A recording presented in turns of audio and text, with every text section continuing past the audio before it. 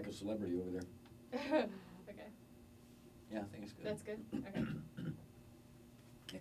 Just look at this camera. Oh yeah, I'm glad you said that, Lindsay. So just like if you and I were talking in my office, you look at me and sometimes you're comfortable, you look away kind of thing. You know, we all do that. So look at the camera as your primary, but if you want to look away, you look toward me. So Okay. just natural. Okay. In 3, 2, 1.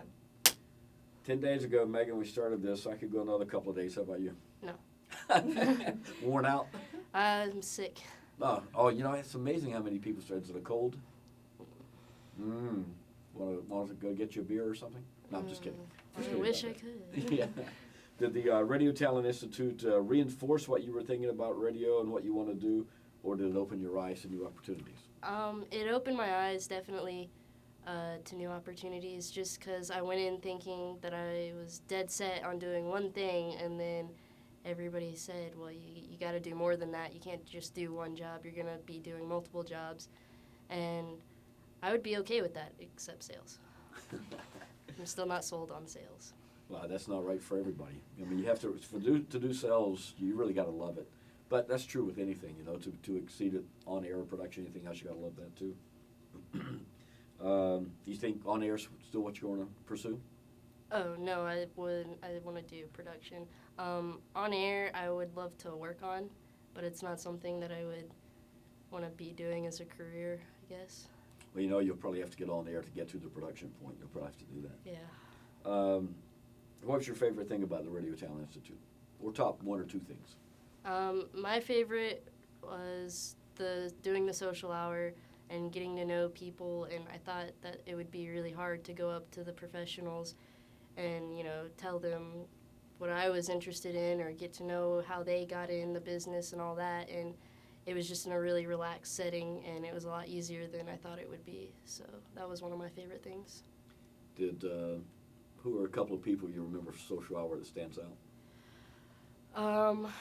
I remember Amelia Davis because I was talking to her last night at the last social hour, and she was originally, she wasn't from Boone, but she came to Appalachian, and she owned a coffee shop called Beanstalk, and growing up here, I knew that coffee shop, and I always wondered, is it Beanstalk or Beanstalk?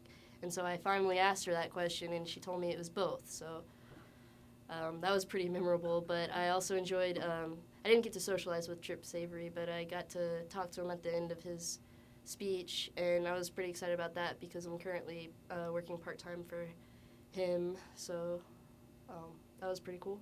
That is pretty cool. Do you think this experience will contribute to getting your first full-time job in the business and getting your career started? Absolutely, because the moment I graduate, and maybe even, maybe even a little before that, I'm going to pull out all those business cards and hit up every single one of them and ask them to hire me. Who do you think you felt, you mentioned Amelia, anybody else you felt that comfortable talking to? I'm trying to think, because I know I talked to a lot of other people. Well, I guess I didn't get to talk one-on-one, but I really enjoyed David Langton at the Panthers Stadium because just listening to him talk, out in Charlotte, it was all sports and NASCAR, and that really didn't click with me, but listening to him talk, he was saying all the things that I felt about radio, and he was doing it through sports, and he told me that it was possible to have other, to do it other ways, and so I felt that I just related to him a lot, and he was really inspiring. Would you recommend the Radio Talent Institute to other students, and if yes, what would you say? Absolutely, I would recommend it. I'd tell them, if you're not sure, it would be a great thing to help you make your decision, and it's just a lot of fun, and it's an opportunity that not a lot of people get. A lot of people that came and talked to us started out just getting their foot in the door, doing everything they could, and, this is given to us through ASU, and I think it's an opportunity that people just should not miss out on. Any final comments you'd like to add to anything? Don't wear flip-flops, because they notice, apparently. And